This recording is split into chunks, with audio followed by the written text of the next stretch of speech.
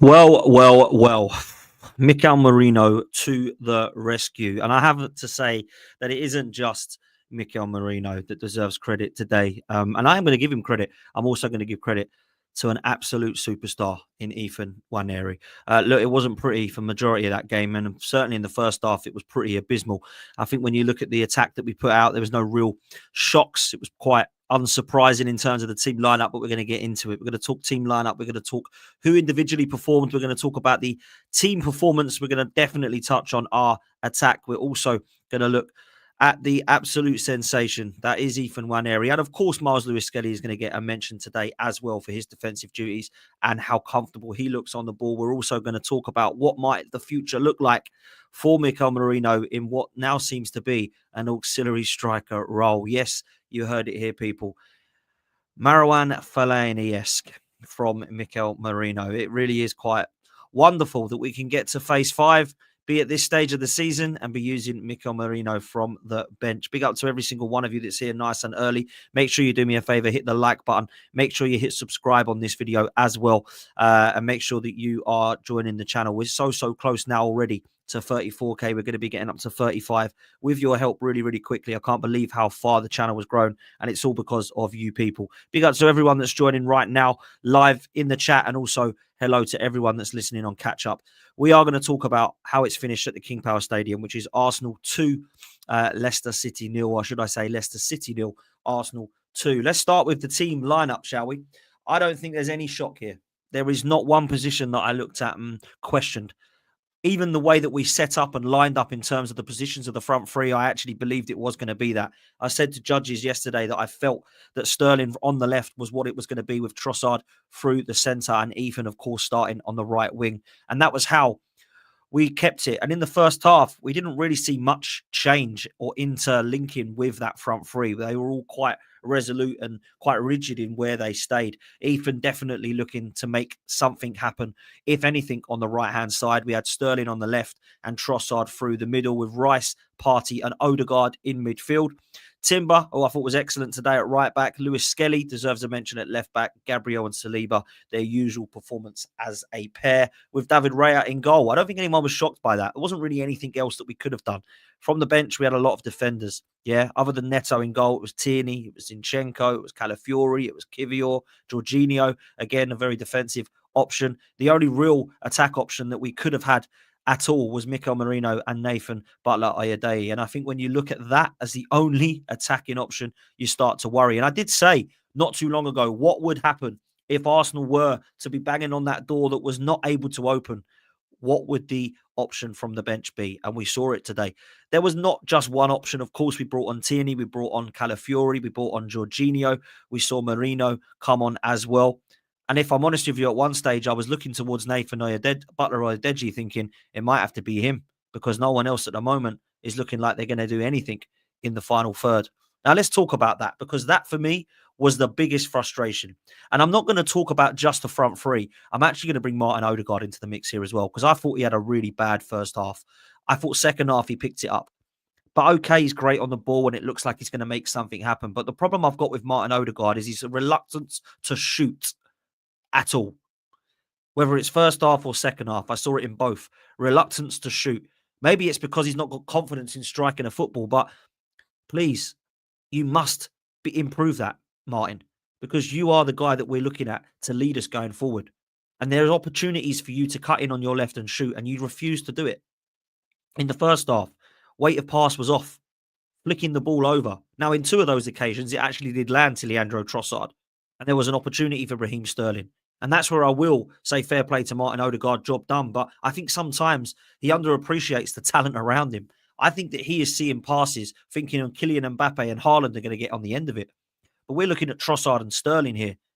So it's very, very difficult for them to control those balls that he's flicking over the top. Now, you can look at the individual quality and question it, but we already know what Trossard and Sterling are about. I'm not unsurprised that they weren't able to put the ball in the back of the net from opportunities created by Martin Odegaard in those circumstances. So as much as I'm not slating Martin Odegaard for trying to make something happen, I'm questioning where his mindset's at. Because if you're flicking the ball up like that, it's going to take an absolute worldy strike for the ball to go to the back of the net. Now let's concentrate on the first one. Leandro Trossard, he gets the ball flicked over to him. And what he has to do is drill it with his left foot and volley it and just pray that it goes in. But he sticks out a right foot and it just goes into the palms of the goalkeeper quite comfortably. It was quite a deflating moment from an unbelievable opportunity and a great position that Trossard found himself in. That frustrated the life out of me because I'm thinking, right, I don't mind if you fluff your lines. I don't mind if you miss it, but you've taken such a safe option there when you know the ball is not going in. You might as well take the risk and have more of a chance that if you actually hit this, this is going to fly into the net. Now, Trossard should be able to use both of his feet. He's technically gifted, Trossard. So I was frustrated that he didn't try and at least just swing a left foot at it and just see if he can connect. Because you know you ain't scoring with your right foot because all you can do is just flick it towards goal. And it patted. And then what happened? It come into the palms of the goalkeeper. Then you have to look at the next opportunity he had, which was, let's be real, pretty similar. He just could not control the football. Him and Raheem Sterling were offside for the majority of that first half. It was really poor. So Trossard today had a frustrating game. He was quite invisible at parts. I don't think he did a lot.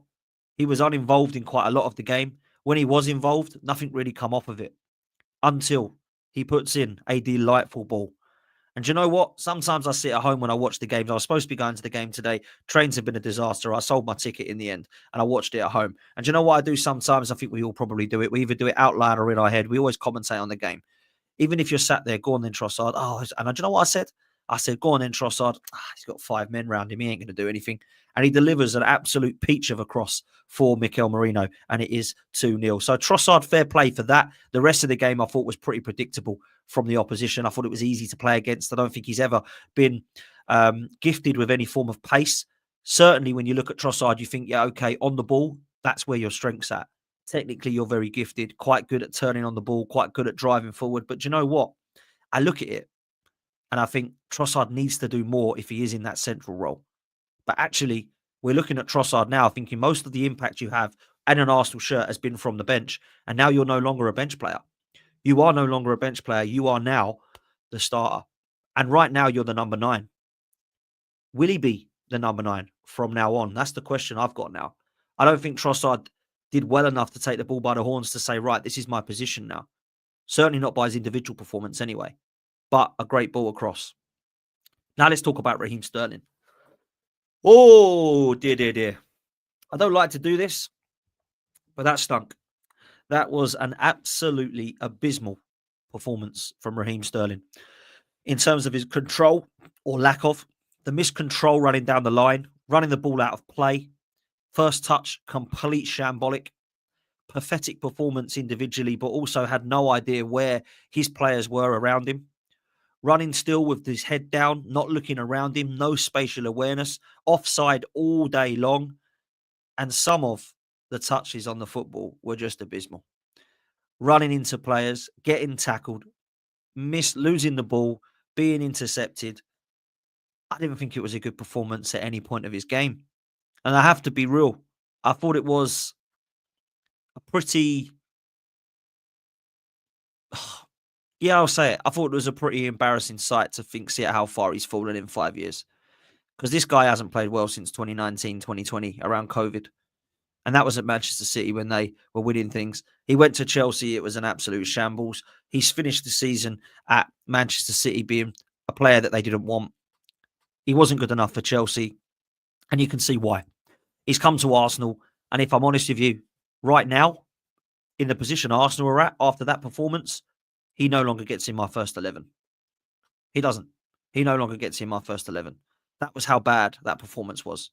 If you can't do that against Leicester, what are you supposedly supposed to be doing when you come up against the Liverpools at Anfield, when you play Nottingham Forest away, when you play Man United at Old Trafford, when you've got to have Newcastle to host, when you've got to, let's say it, host teams like Fulham and Brentford? If he can't do that against Leicester, is he going to even do it when he goes away to Southampton and Ipswich? No. It was so bad from Raheem Sterling. It was one of the worst performances that you will see in an Arsenal shirt for some time. And do you know what? Big up to Maz in the chat. You know, all know Maz, Brighton fan. He said if you had to pick a sell start bench between Sonogo, Gervinho and Sterling, you're probably selling Sterling. You probably are. You probably are, because it was quite embarrassing from him. And to even mention the names Sonogo and Jovino in the same sentence as Sterling shows you how far he's fallen as a footballer. Don't take away the longevity of the player. Don't take away what he did as a kid. Don't take away what he's won in the game. And don't take away what he's done for club and country. But right now, in an Arsenal shirt, in this version of Raheem Sterling, I can't wait for him to go back. I just cannot wait for him to go back. Sterling right now, I don't think if anybody wanted to buy him, they're paying anything more than 5 million. That's being kind. That's how bad Raheem Sterling was today. And he's lost everything about his game. He doesn't really seem to have the pace anymore. He certainly doesn't have the power. He gets pushed and shrugged off the ball very easily. He's always looking to go down to try and win something because he knows he can't outbeat any of his players in terms of lack of quality.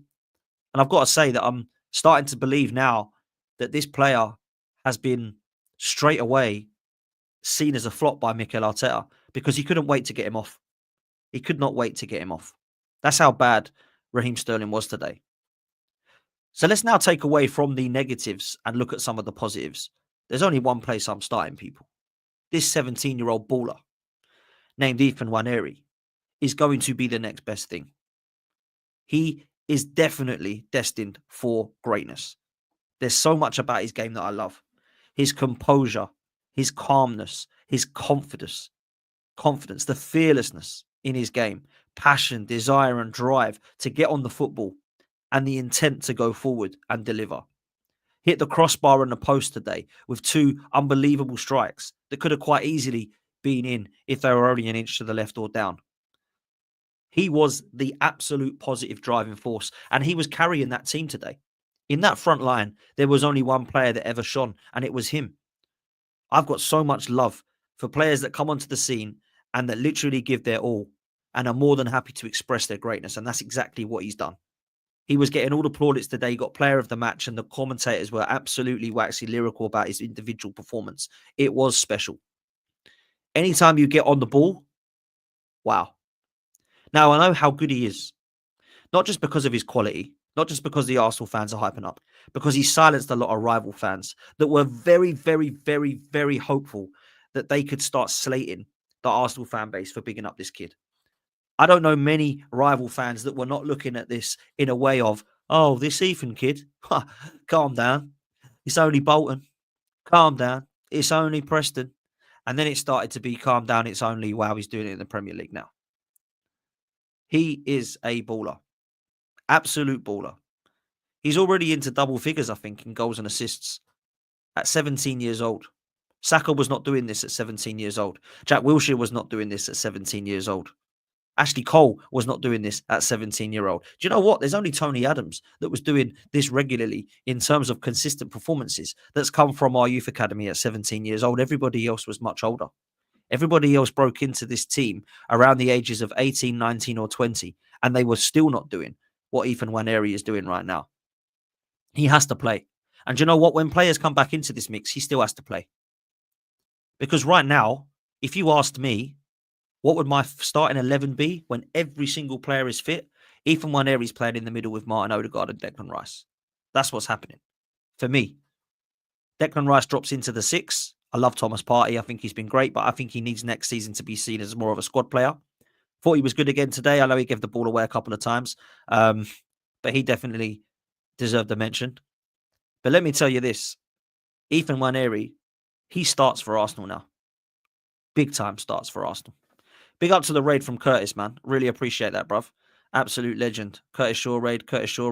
Big up to all of you guys from coming over from Curtis channel. Absolute legends, man. Make sure you hit the like button. Make sure you subscribe. And make sure you also subscribe to Curtis, man. Big up to you. Really, really appreciate it, bruv. Absolute legend. And big up to Curtis. Make sure you go check out his watch along, man. By far one of the best people doing watch alongs, man. So big up to him, man. Ethan, where can he get to? I don't want to start bringing up other names. But what I will do is I'll bring up other names at his time. Jack Wilshere come on the scene at 19 years old. Bukayo Saka was 18 years old, but wasn't really playing regular first-team football. He started at left back, coming in at 18, then he went a little bit forward, and then he ended up around about 18, 19, playing at that right wing, where he's, let's be real, held down that position quite comfortably. You look at what Rocky and Michael Thomas and Merce and Ray Parler and Kevin Campbell, bless him, were all doing at their ages. It was not at 17 years old. There's only Tony Adams that was 17 years old, like what Ethan's doing right now. And you know what? He's one of the best players. He is one of our best players right now. Every time he gets on the ball, it seems straight away. Do you know when we had players like Saka when he first burst onto the scene? Pepe was another one of those. They cut into that left-hand side. There's only really been Arjen Robben, Salah, Mahrez, Messi, of course, that have all been so predictable about where they're going. But you just know it's going to happen. And they still can't get near him. He's already got that at 17 in terms of how predictable he is, but he still sells people every single time. He's got that ability and that natural ability. Some people say you're born like that. I've always thought you clearly aren't born like that, but there is some people that are just naturally gifted. And Ethan Nwaneri is naturally gifted like that. He is naturally gifted. And what you've got with Ethan is up here. The mentality looks spot on. There's no arrogance. There's no level of cockiness. There's no level of hate or bite or nastiness in his game. He gets on with his football. He gets his head down. He keeps it level-headed, and he drives forward and he shows what you can do on the pitch. Now, there will be a time that he will get kicked. There will be a time that he will get double-teamed on. Yeah? It'll be like a tag team. Get him off the ball. Just like they do with Bukayo Saka. So there's a lot more to his game we're going to have to try and look at. There's a lot more to how we see what this is going to be like from Ethan's point of view. There's a lot more about the consistency of his game. But trust me, the early signs are unbelievable. Now, I'm not saying he's going to be better than Bukayo Saka. All I can do is look back to when Saka at 23 now was 17, 6 years ago. And trust me, it was not on this level. What this kid is doing is mad. Now, you only have to look at the contract he signed with Arsenal. Everybody wanted him, guys. Everybody. This wasn't a case of, oh, I might go and have a look at who else might want me. There was Manchester City, Manchester United, Chelsea, West Ham, Newcastle, Spurs, the list goes on, that were looking at this kid saying, yeah, we'll have him if he ain't going to sign. We'll definitely take him up.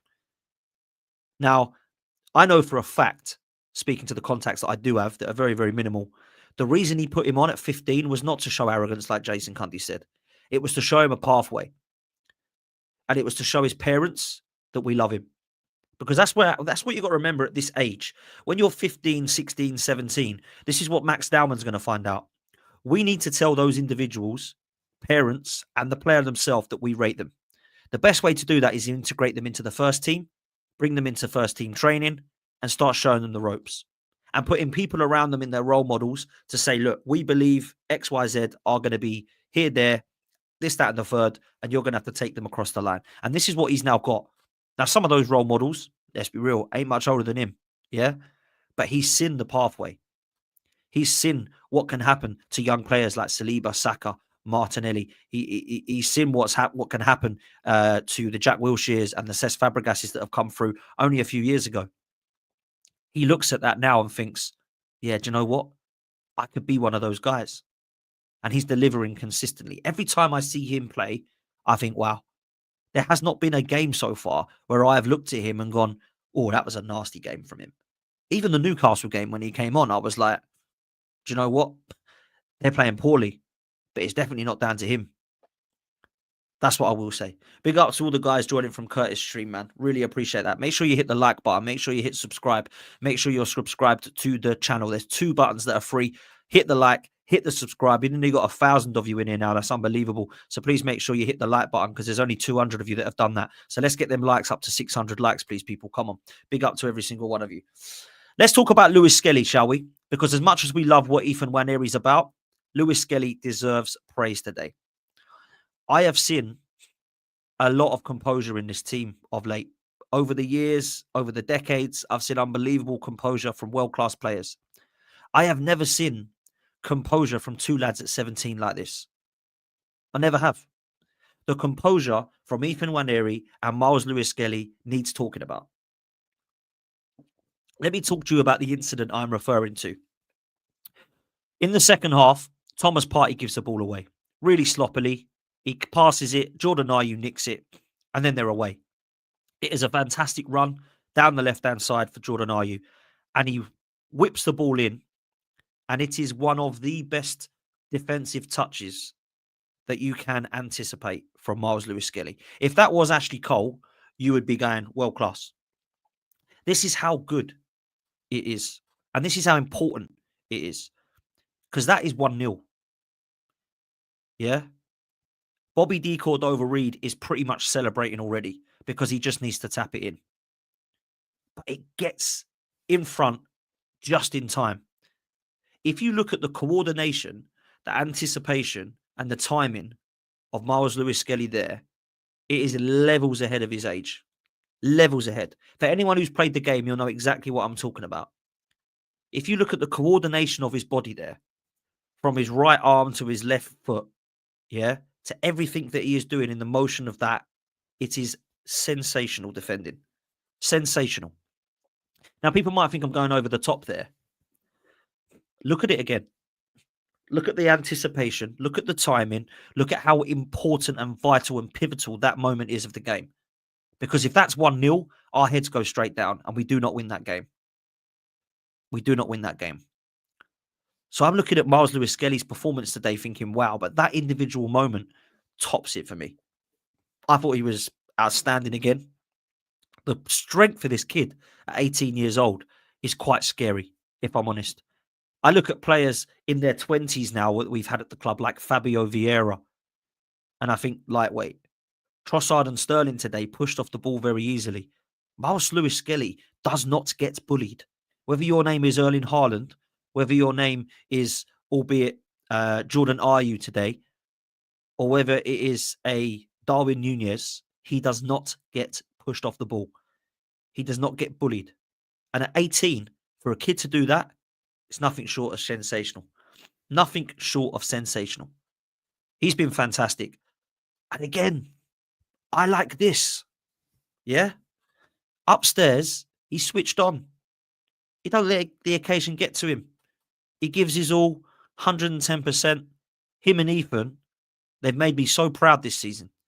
They are the biggest positives to come out of Arsenal Football Club this season. And it is two youngsters, aged 17 and 18. Upstairs, they don't let these occasions get to them. We've heard around training how they are. They want to learn. They want to join in. They want their chance. And do you know what? My God, they've got it. They've taken it. Miles Lewis-Skelly has got in ahead of Kieran Tierney, Kivior, Zinchenko, and Calafiori. And people might laugh at those names. But you know what? At the start of the season, all four of them were ahead of him. Believe it. Because Kivior was playing left back ahead of him last season when he was 17 years old. Calafiori was brought in to be left back and he's ahead of him. Kieran Tierney has been needed at times this season and he's been ahead of him. And Zinchenko, albeit he's down the pecking order now, was brought in for £30 million. So we've spent God knows how much on the last 4 or 5 players in that position. Lewis-Skelly's now ahead of him. I think he's been phenomenal. Let's move to the other players. David Raya, pretty solid. Didn't have too much to do, but they did have a couple of chances, Leicester, to be fair to them. And I thought they had the better chances of the game until the goal that we scored. Gabriel and Saliba today were brilliant. I've got to say it. I thought they were excellent today. You know, they just seemed so composed, calm, confident, brilliant partnership. But I have to say, I thought Timber was one of our best defenders today. And he got kicked and they tried to bully him because they knew down that right-hand side he was so important. I thought Timber today was one of our best players. And I just love the consistency of this guy. I love, again, how calm and composed he is. I know Ben White's got a little bit of shithousery and nastiness, and I love that. Trust me, I do. But I think Timber is the better right-back. I do. I've always said that. I like Ben White, and I think he's great with the overlap. And I think there's been games, definitely, where we've missed him. But there would be games now where we definitely will miss Timber. Trust me. So that back line, fair play. Partey, yeah, he gives the ball away a couple of times, but there's also a lot he does on the ball where he just calms it down, keeps it composed, brings the balance to the team that's needed. Jorginho did that very well when he came on as well. Thomas Partey's been very, very important this season. Very important. Declan Rice had a good game. I didn't think he was outstanding by any means. I think final third probably let him down. But again, that was Arsenal today. last pass, weight of pass, not quite got that yet, in my opinion. But he gives his all, doesn't he? I mean, he's an absolute warrior when it comes to interceptions. He's superb at driving forward. He's brilliant when he wins the ball. There's always a 50-50, and I put my money on him. And that's why I like Declan Rice. This is why I love him in the 6. And if you don't want to play him in the 6, play him in a double pivot with Thomas Partey or Jorginho, because for me, I think he's as good there. And if we do go and get Zubamendi in the summer, I would not be putting Rice in the 8. I'd be keeping him in the double pivot with Zubamendi. And they'd be both the 6s. Because I feel, for me, that's where his position is. I thought he was good again today. I've got to be honest. Martin Odegaard, I mentioned. Frustrating first half. Much better in the second half. Driving us forward, leading from the press, on the ball. You just know he's trying to make something happen. And he was actually threading some of those passes through. It wasn't this little dink over the top and hoping someone to get onto it. Obviously, I've spoken about the front three. I've spoken about Ethan. Now let's talk about Mikel Merino. And I think we'll end there. Because as much as I did laugh at the fact that he'd be an auxiliary striker, it was more that it was clearly not a plan. We did not buy Mikel Merino thinking, wow, everyone thinks he's going to be the Xhaka upgrade. But really, I think I see him as a kind of Fellaini striker. Let's be real. The only reason he's had any talk of that is because of what's happened to our injuries. But I have to say hats off. I have to say fair play. Because as much as I don't think that's the answer now, if I said to you now, do you want Merino, Trossard and Nwaneri, or do you want Trossard, Nwaneri and Sterling, you're probably going to allow Mikel Merino to do his thing up top. He brought a little bit of physicality. He brought more of a target man. He definitely had a little bit of cause of chaos and havoc that he was providing, contributing from the bench. And I've got to say, both the finishes are great. The first goal, brilliant from Ethan.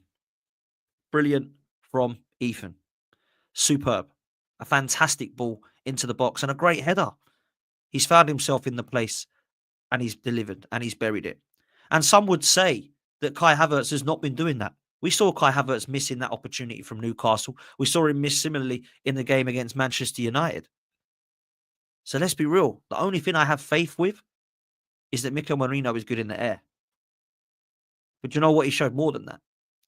I've never ever doubted Mikel Merino from his physical side of the game in terms of his aerial ability and his presence. That's something he absolutely has. You can't deny that, right? But I never saw him as a striker. I've got to be real. I never saw him as a centre forward. I laughed at it when people spoke about it. But you know what? He's put himself in that role. He's found himself scoring 2 goals. Now, the second goal is brilliant. The second goal is really good, right? The second goal is brilliant from Trossard.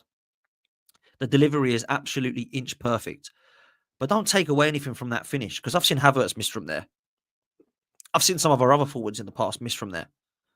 It was a very composed, calm finish. I was very, very happy with what I saw. Sometimes you've got to say, do you know what? I never saw it. I never visualized it. I never envisaged him up top as that Fellaini type. And if I'm honest with you, I still don't know that he is, right? But we've seen him now put the ball in the back of the net twice in that position. So you have to say fair play to Mikel Arteta for bringing him on and for giving him a chance there.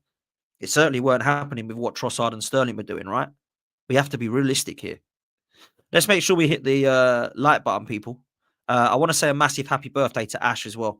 Big up to you, my bro. Massive happy birthday to you, mate. You've been absolutely loyal listener. So really, really appreciate you, mate, and have a fantastic birthday, mate. Make sure that we all say a massive happy birthday to Ash. Big up to you, bro. Let's do some super chats before we get out of here. This one comes in from Tate. Mourinho is the false 9 for the next month, then, I reckon. Do you know what? I genuinely think that's what it will be now. I would not be surprised if Raheem Sterling is not benched. Now, people might think that that's harsh. People might think that it's been one game. We've not given it enough time. Let's be real. He's had the season to the majority of the season as well, to be fair, where he hasn't really been injury prone and he hasn't delivered. He hasn't been offered much of a chance, some might say, but that comes from training and Mikel Arteta not being impressed. I think Merino might have to start in the 9 now, and we might have to play Trossard and Nwaneri either side of him. It's not ideal. It still doesn't sound pretty, and it doesn't probably look pretty to some. But if I'm honest with you, today did not look pretty in that first half particular. Richard, thank you so much for gifting 10 memberships, man. I really appreciate you, bro. Thank you so, so much. Make sure that you do click the join button if you would like to be a member, just like Richard and some of the other guys in the community at 12 Man. If you would like to grow the 12 Man community, please make sure that you do that. Big up to every single one of you. Really appreciate every single one of you for being here. Please make sure you hit like and subscribe. The two buttons that are free, the two buttons that I do ask minimum that you do, which is just press 2 of them for me. It takes 2 seconds. Hit the like and subscribe button, please, now. Thank you so much. Nearly 900 of you still in here. That's absolutely amazing. Tay also says, nothing over the top there, Dan. MLS and Ethan, just wow. Just wow indeed. And they're the two that I'm talking about majority this season. Lewis-Skelly, he's a starter at left back. Ethan Nwaneri, right now, is a starter at right wing. And when Saka comes back into the mix, he goes into the attacking 8 for me. Well, do you know what? Actually, change of mind. I'm putting Erdegaard in the attacking 8 and I'm putting Nwaneri in the attacking 10. Because him on that right-hand side, him and Saka together, I think that could be absolutely electric. And then Erdegaard, with that left foot of his, allows our left-hand side to be unlocked more. I think I could see this working, people. Maybe not every single game, but certainly whilst we've got some injuries, I think that's the way forward. I really do. I really believe that's the way forward. So right now, if we're saying that Mikel Merino might have to play in the 9, that's actually an option in midfield now that we don't have to worry about too much. Merino was clearly bought as the attacking 8. Yeah, he clearly was. It hasn't really been great there. But what he does deliver and his attributes that I like probably could be suited as a bit of a sub or maybe as a starter up top for now. It's all we've got. We're literally starving here. We are down to bare bones. This is not ideal. This is not something I look at and go, wow, how did I not see this? We should have started the season like this. Absolutely not. Yeah. But I did not believe that when he came on, he could do what he did. And that was win us the game, people. Let's just be real. He won us the game. He won us the game. Now, some people would admit that Ethan Nwaneri won us the game as well. I have to say, totally agree. By far player of the match. Not even close. No one come close. You know, I know they said that Ali McCoy would be looking at Merino saying, how did he not get player of the match? Well, let's be real. Yeah, he won a header and he had a first-time shot that was calm and composed.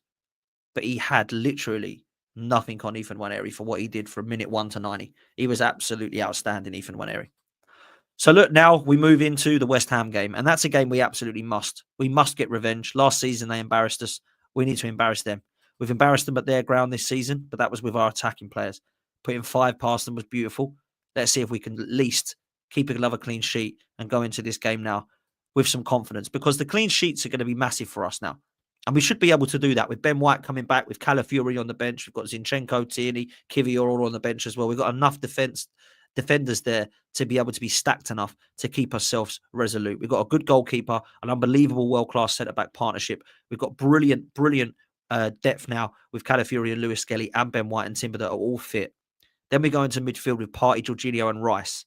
We should be able to keep ourselves from getting battered here. Yes, we've got problems up top. Yes, it's not ideal. But today, I said 2-0 and we got 2-0. Let's hope and pray that we just get through each game, because I'm not looking at going on runs now. I don't think we're at that stage. I don't think we can, if I'm honest with you. We got to go by game. Forget this one. It's 3 points. It's done. We are now just 4 points off of Liverpool, and it puts pressure on their game now. It puts massive pressure on their game. That's what I would say. Who's live at the moment that I can redirect you to? I always like to try and return the favour. Big up to Curtis and the guys for allowing that to be the case. Thank you so, so much. I really appreciate that. Where would you like to go? Let me know in the chat where you would like to go and I will send you over there. It's probably going to be a watch along. Shall we send you over to LB? Yeah, let's send you over to LB. Let's do that. I'll send you over to LB because he is watching at the moment Manchester City and Newcastle, which I'll be honest with you, I cannot believe, that's the 3 o'clock game. That's a really good game, by the way. I would have thought that would be one that we definitely would have said would be on TV. So let's send you over there. Go show him some love. Go say 12th man raid, Dan Potts raid. Dan Potts sent me. Go say up the Arsenal. Go say Merino is Fellaini. Whatever it is you want to say, go and do it. And go and give him some and show him some love. It's LB saved. There we go. You're redirected, people. Go show some love. We'll see you next time. Take it easy. And as always, up the Arsenal. We'll see you later, people.